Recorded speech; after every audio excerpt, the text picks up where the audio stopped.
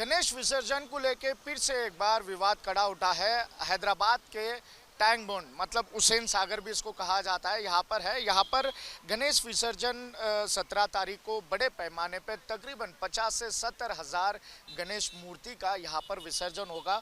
मगर 2021 में कोर्ट ने एक आदेश दिया है कि यहाँ पर हुसैन सागर में सिर्फ पीओपी के गणेश को विसर्जन करने पर पूरी तरह से रोक रखी है। दूसरी तरफ बताया गया है कि सिर्फ जो मिट्टी से मूर्ति बनाते हैं, मिट्टी के मूर्ति को यहाँ पर विसर्जन कर सकते हैं। इसको लेके 2021 से विवाद चल रहा है। हर साल तो कोर्ट का आदेश आता है, बीच में कुछ लोग पिटीशन डालते हैं विसर्जन को रोकने के लिए और फिर बाद में कोर्ट के आदेश से फिर इसमें विसर्जन किया जाता है। उसी तरह से इस बार भी यही विवाद फिर से एक बार सामने आई है।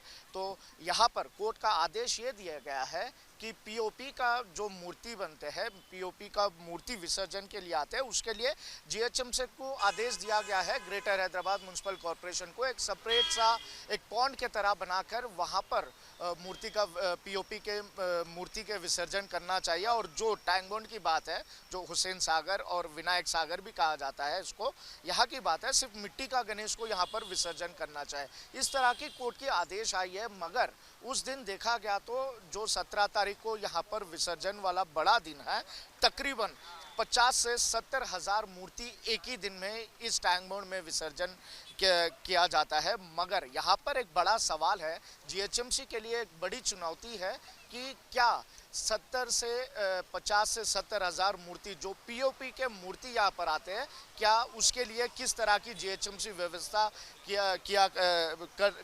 कर रही है। क्योंकि हैदराबाद में देखा गया तो सिर्फ टैंक बॉन्ड के अलावा दूसरा कोई ऐसा तालाब नहीं है, या तो पॉन्ड नहीं है, या पर कोई लेक है। क्योंकि यहाँ पर सिर्फ हैदराबाद में तो सिर्फ ये एक ही है। क्योंकि हैदराबाद सराउंडिंग में देखा गया तो तकरीबन 1 लाख से भी ज़्यादा मूर्ति यहाँ पर मूर्ति को, गणेश जी के मूर्ति को बिठाते हैं। और उसमें से सिर्फ 50 से 70 हज़ार के बीच में मूर्ति 11 दिन, जो नवरात्रि के अंतिम दिन है 17 तारीख को, उस दिन यहाँ पर विसर्जन के लिए आते हैं। तो यहाँ पर जीएचएमसी के लिए बड़ा एक चुनौती है। क्या अल्टरनेट, क्या किस तरह की व्यवस्था की जाती है, क्या अल्टरनेट व्यवस्था कितना तक कर पाती है। क्योंकि 50 हज़ार मूर्ति एक ही दिन में यहाँ पर वो करना बड़ी बात होती है जीएचएमसी के लिए। अब आगे देखना है।